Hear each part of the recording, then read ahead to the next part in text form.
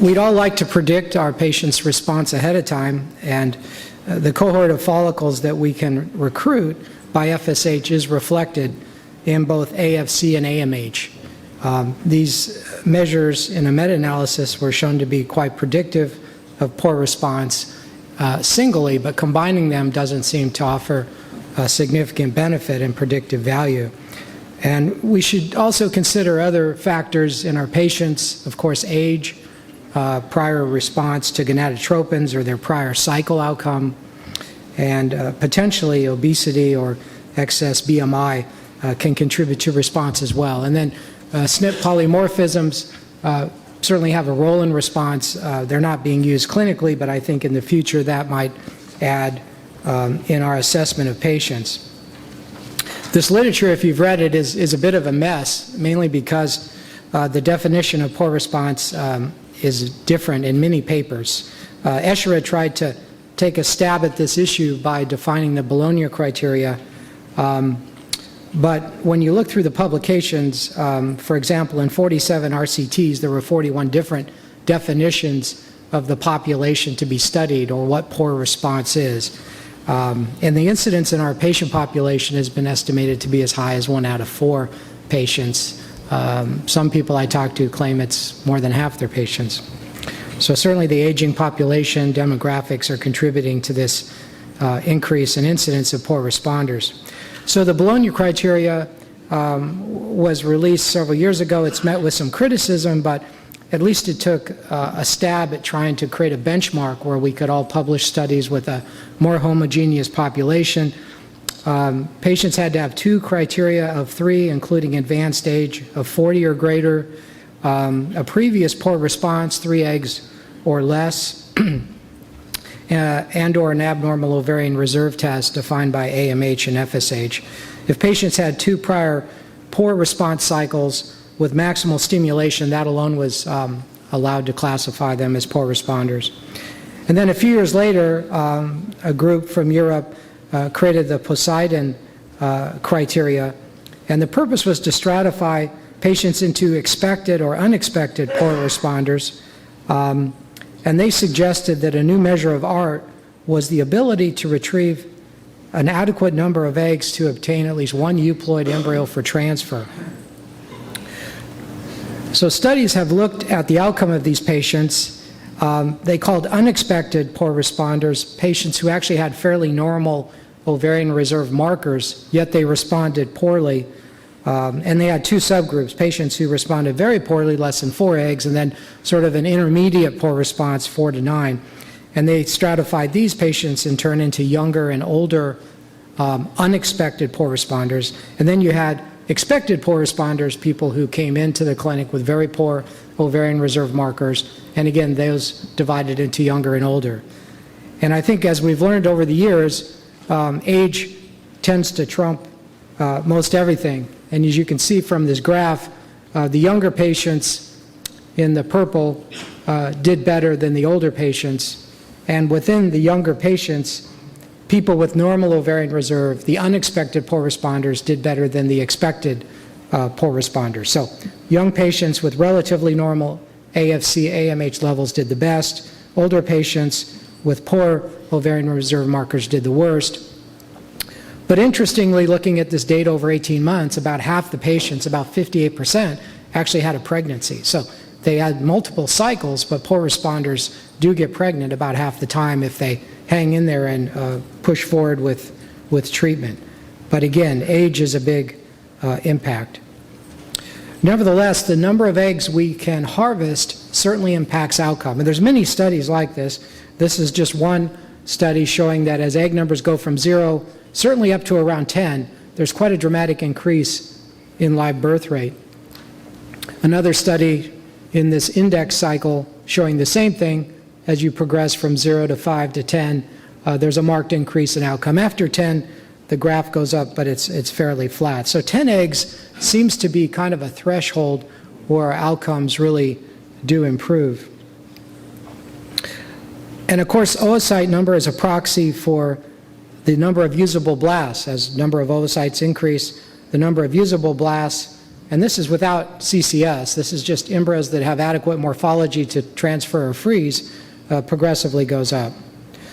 But it gets more complicated because we don't want blasts, we want euploid blasts, and that's really a combination of oocyte number and age. So blending these things together, this graph shows that in a patient under 35, one can retrieve 4 mature eggs and get a euploid blast. But if we're talking about patients 43 and over, it's 20 mature oocytes. So clearly, age has a great impact on the efficiency of ART, converting oocytes into embryos.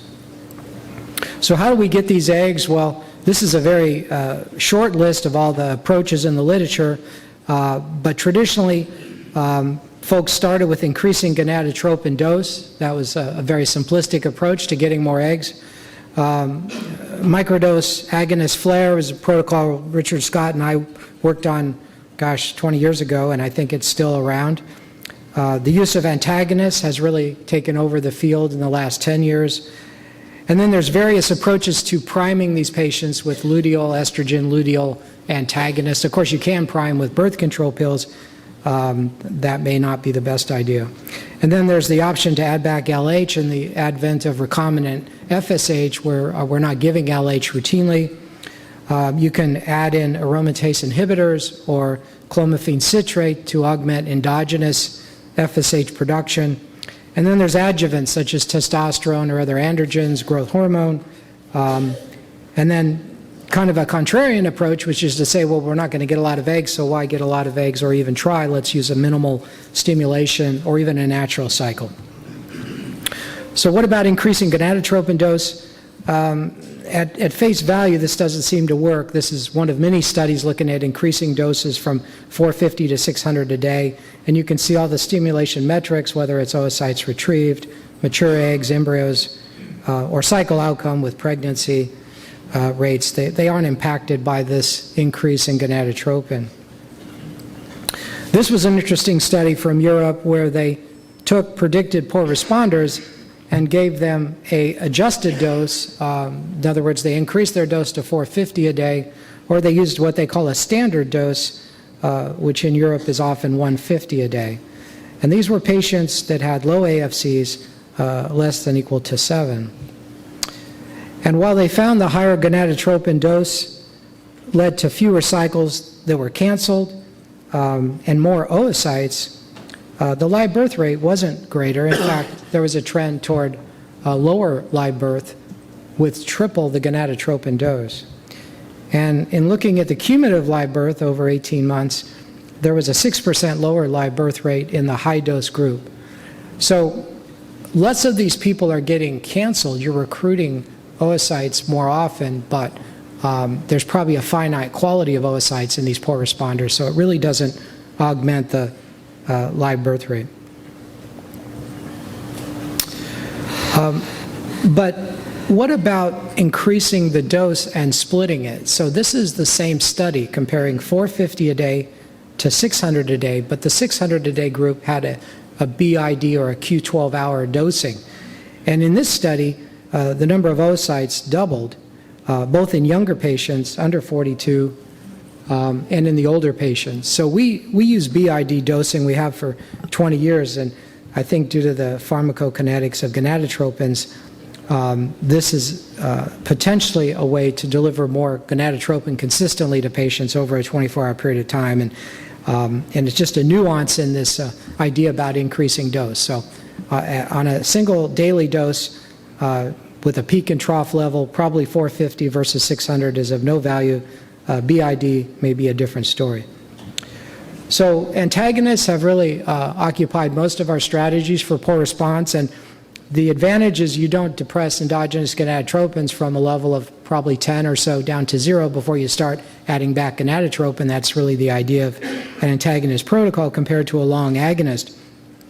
And coupled with the agonist or antagonist to avoid premature ovulation, you can actually prime patients with either estrogen or antagonist. This shows a scheme developed by the French where they used oral estrogen from day 20 till menses. You can also prime using an antagonist dose of 3 milligrams or a daily dose of 0.25 for 4 doses.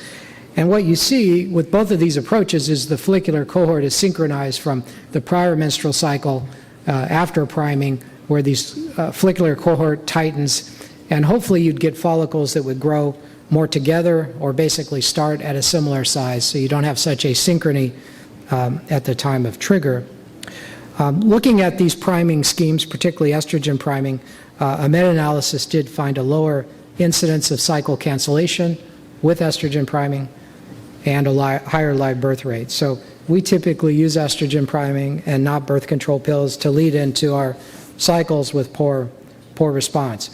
Weitzman kind of combined these concepts, used a luteal phase antagonist, he used luteal phase estrogen, this in the form of a transdermal patch, and then used an antagonist scheme and compared that to microflare with birth control pills. There's many such comparisons in the literature. This particular one showed no significant difference with regard to oocytes or ongoing pregnancies or implantation.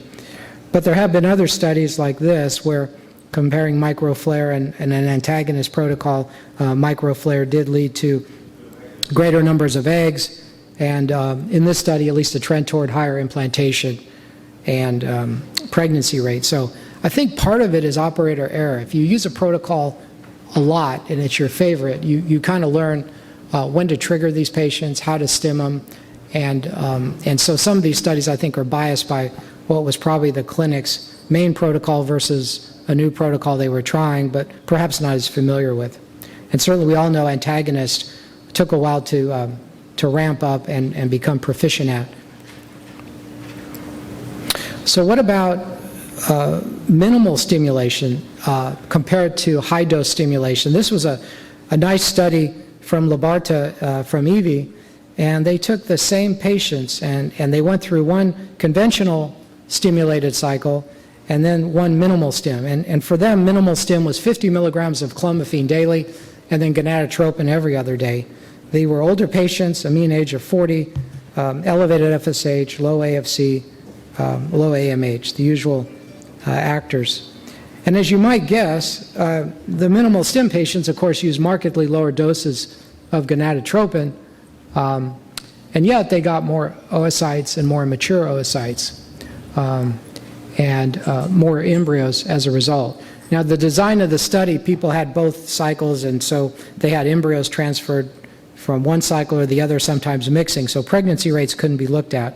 But they did claim that certainly the amount of gonadotropin required to create a oocyte or a good quality embryo was markedly lower in the minimal stim group, and indeed they seemed to actually get better response.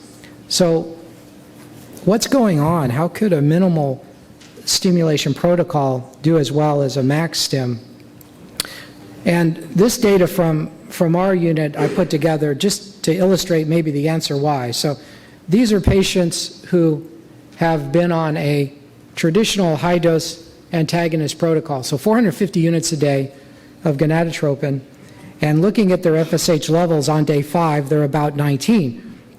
Patients on a more minimal stim, 150 units of gonadotropin, 1/3 the dose, but clomiphene daily, had a mean FSH of 17.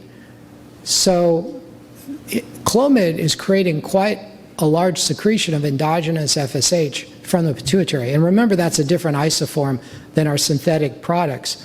So patients are really potentially getting a very similar stimulation of FSH to their follicles with what's affectionately known as minimal stimulation. And indeed, the isoform from the pituitary may be more effective so that these patients actually respond as well, or at least recruit their good eggs as well. With higher doses, you may pull some very poor quality small follicles along and harvest more eggs, but those don't yield viable embryos. So what about a truly natural cycle? This was a study from Canada where they took 111 patients fulfilling the Bolonia criteria, and they had no stimulation up to a follicle size of around 14, and then they added antagonists to keep from ovulating. Of course, they had to add back gonadotropin to be sure that follicle continued to grow, but really a natural cycle. And in this paper, results were pretty depressing. They had 43 patients with no egg retrieved, And out of the remainder that had a retrieval, they had 1 live birth. So in true Bolonia criteria patients with no stimulation, results don't seem to be that promising. Now, what about adjuncts or additives to our gonadotropin treatment? The proposed alternatives have include androgen, either testosterone or DHEA, potentially steroids, dexamethasone, and growth hormone, to name a few.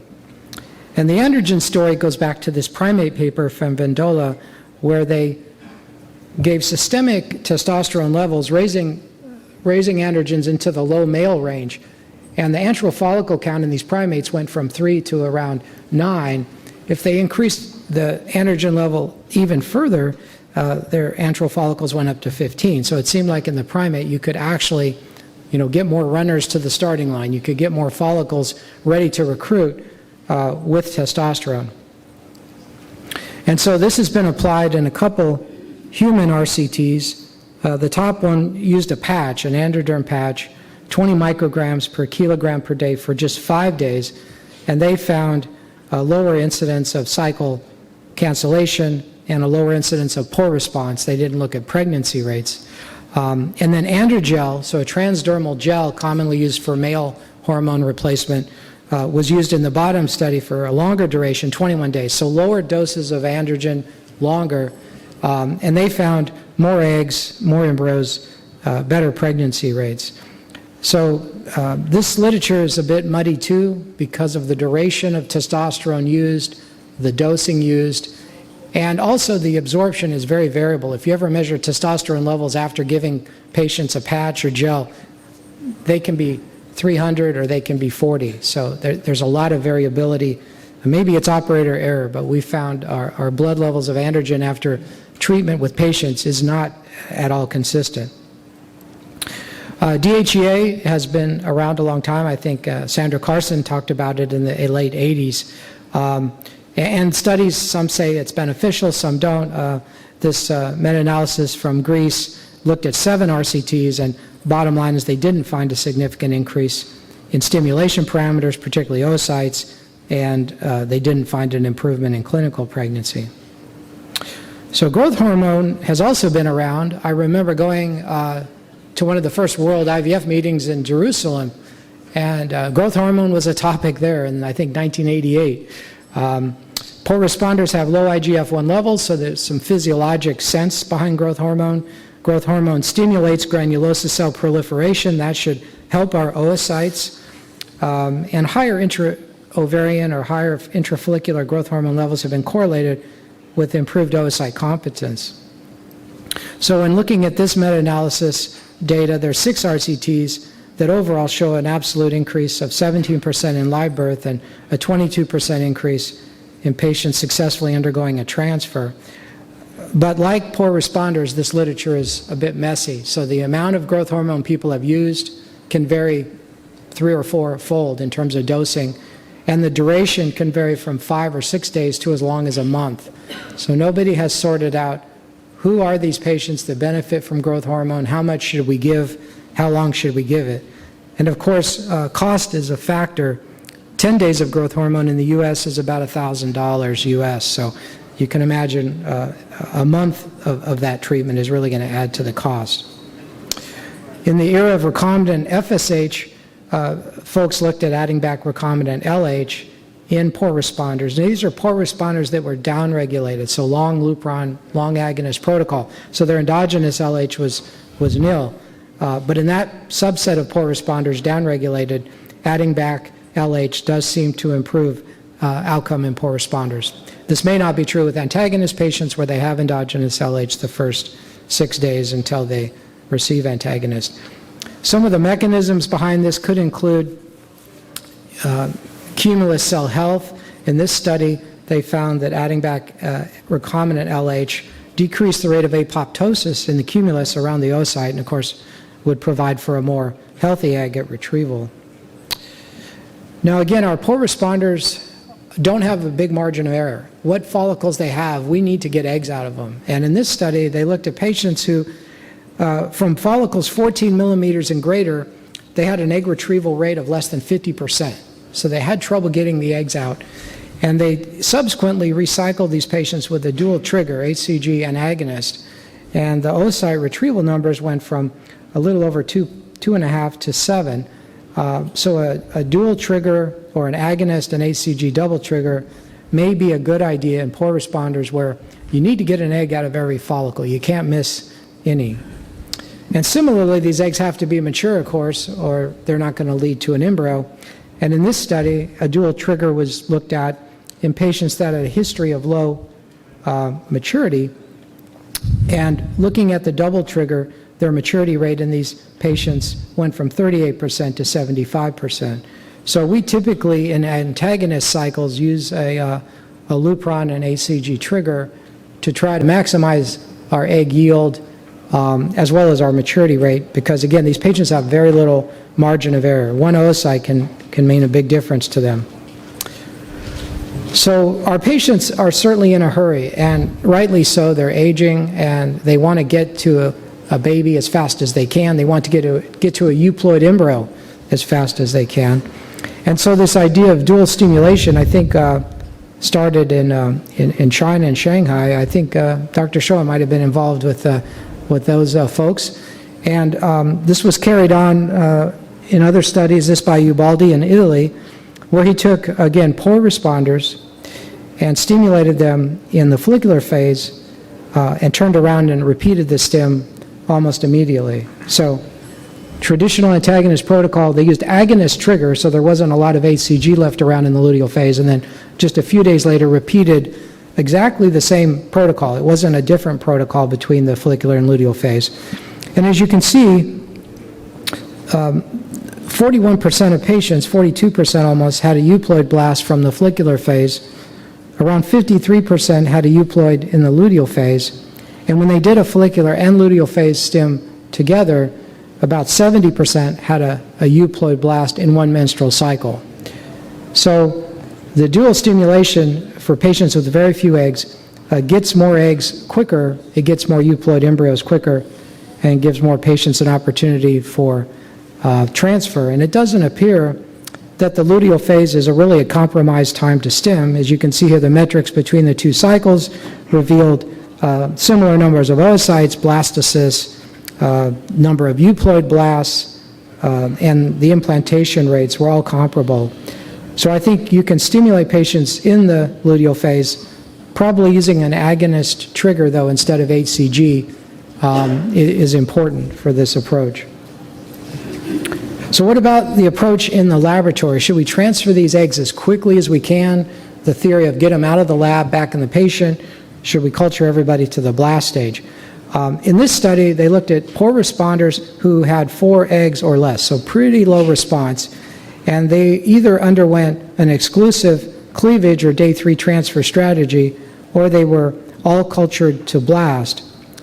And while fewer patients had a transfer, 62 versus 74 in the blast group, because there were patients who had embryonic arrest, even despite that, they had a higher live birth rate per egg retrieval, 25% versus 16%, and markedly higher pregnancy rates per embryo transfer.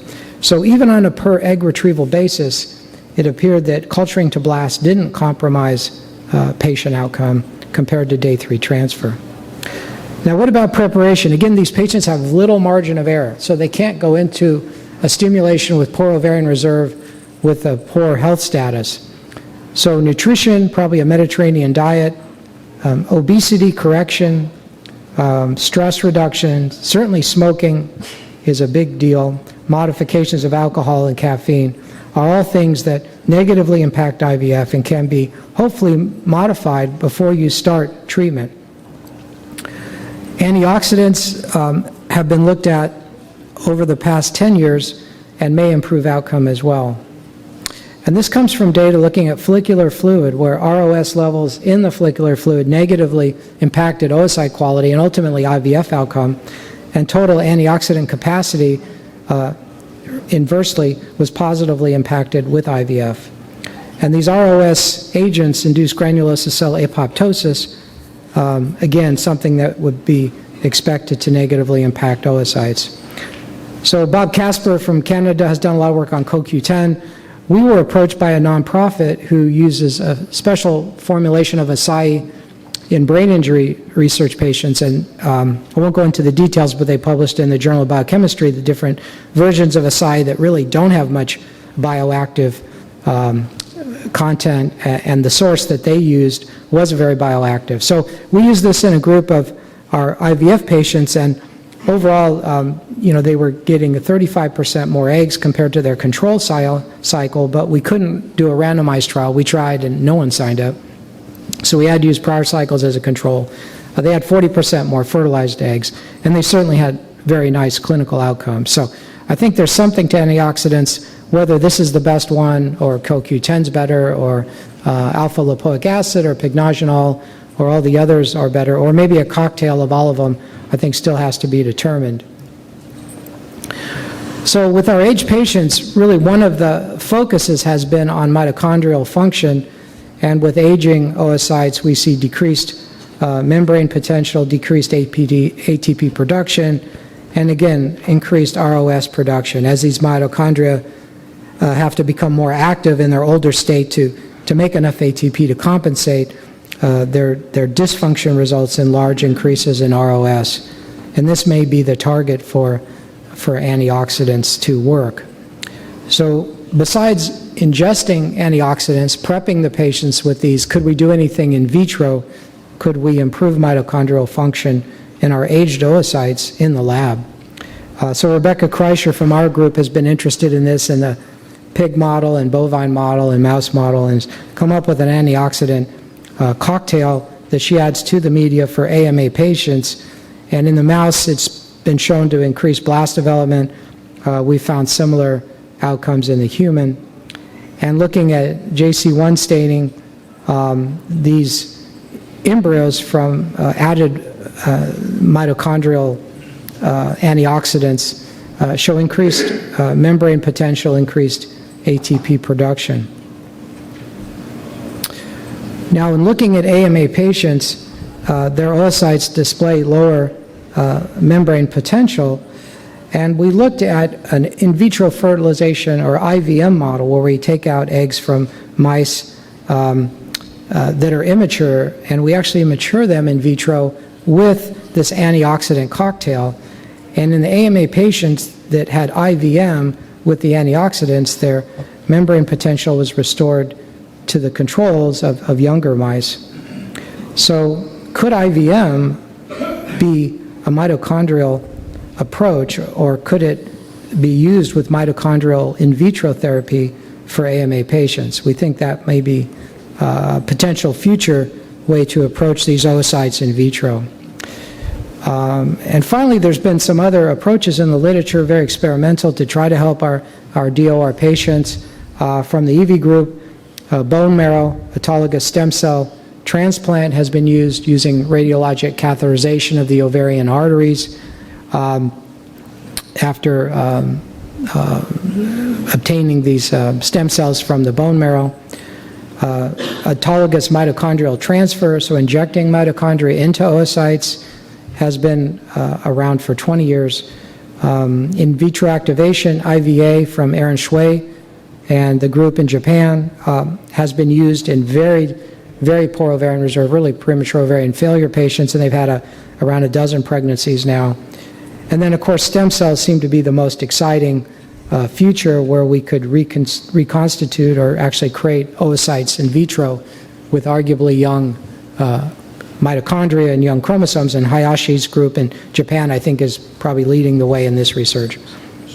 So in conclusion, this literature is difficult to interpret because the definition of poor response is still variable, although the Bolonia criteria is probably the one that we should try to use in future trials. Among agonist protocols, the microdose flare is probably the best approach, with a brief pretreatment with pills or estrogen priming. Whether microdose is actually better than antagonist is not clear from the literature. Growth hormone appears to improve outcomes, although the patient population that we should treat and the dosage has yet to be defined. I think we still need more data on androgens, particularly the dose and duration to treat our patients with. And Clomid protocols in the era of vitrification, I think hold a lot of promise. Obviously, with fresh transfers, the endometrium is a concern with clomiphene, but I think if you're doing a freeze-all approach, the Clomid is a nice adjunct to the poor response, no matter what dose of gonadotropin you add. And we've talked about dual trigger may improve the retrieval efficiency of getting the eggs out as well as the maturity. And then duostims certainly don't compromise cycle outcome and shorten the time to pregnancy in predicted poor response, particularly the Poseidon groups 3 and 4, older predicted poor responders. Lifestyle, I think, is critical for these patients, and spend a couple of months trying to get your patient's lifestyle in order if they're going to go through the expense of ART. Whether acai or CoQ10 or other antioxidants are the best remains to be determined. I think culture media will receive more focus. I think we'll have a different track in the lab for younger patients and older patients, and we're already doing that. We have a different culture media for women over 35 at CCRM. And then we're doing a lot of work on IVM, and although it's been popularized for the opposite, high responder PCO patients where it works very well, I think there may be a role as we improve IVM conditions in the poor responders. So thank you for your attention. I'd like to thank my clinical colleagues in Colorado, Dr. Suri, Gustafson, Conopoli, Barton, Earhart, and of course our research team, particularly Dr. Katzjaff and Rebecca Kreischer, who do a lot of our great studies. So thank you.